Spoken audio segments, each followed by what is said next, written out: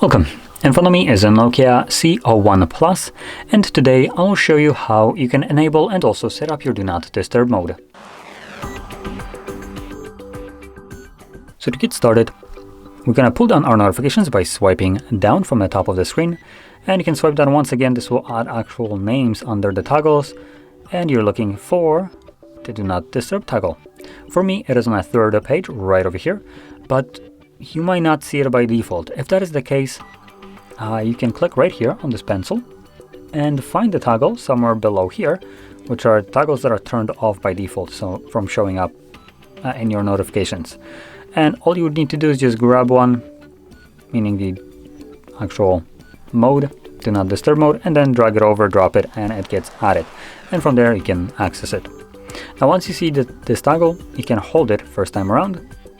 This will quickly take you to the settings.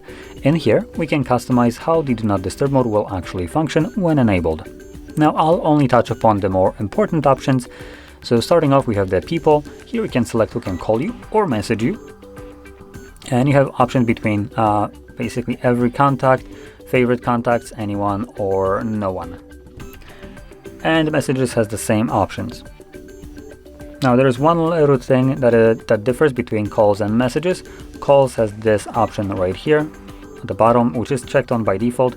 Allow repeated callers. So if someone calls you twice within a 15-minute period, they will be bypassing whatever you have selected right here. As an example, if you choose none, they meet this requirement, the call goes through. It's a good option to have in terms of emergencies. Usually people will spam call you, meeting that requirement, and obviously you can be then notified that someone is trying to reach you. Now going back, we have schedule. Here you can select a fully automatic schedule, which will allow the device to automatically turn the mode on at a provided time and then turn it off at also a provided time and also day of the week. When you click on the wording, you can actually turn it on in here. That is how you do turn on a schedule, and that's really the only thing that you need to do. The schedule from there would turn on the actual mode on its own when the time is set for it.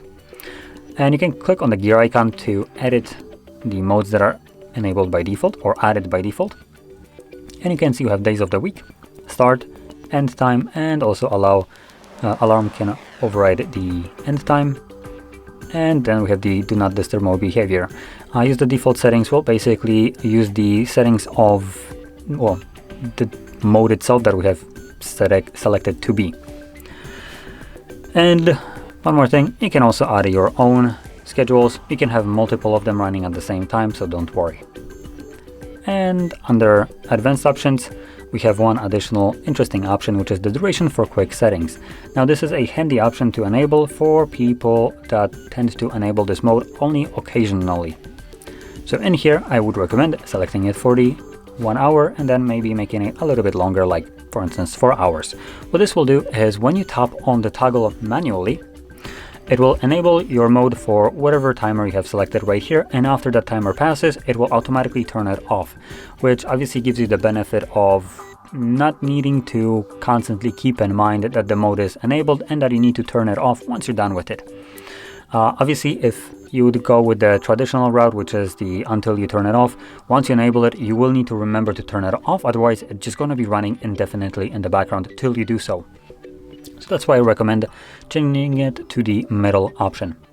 From here, click on OK, and that's about all the settings that are worth mentioning. From here, whenever you want to use this, find the toggle and simply, not this one, find the toggle and simply tap on Edit. Now in here you can see once it has a timer set on it, it actually tells you till what time it's going to be running till, which is a pretty handy thing to have actually displayed here. And if you're using schedule, apart from enabling it from the settings, you don't need to do anything extra. So, one more thing to say is once you're done with your Do Not Disturb mode, if you enabled it manually, you can also still turn it off manually by simply tapping on a toggle once again. So you don't need to wait for the timer to run out, you can do this before the timer runs out. Now with that being said, if you found this very helpful, don't forget to hit like, subscribe, and thanks for watching.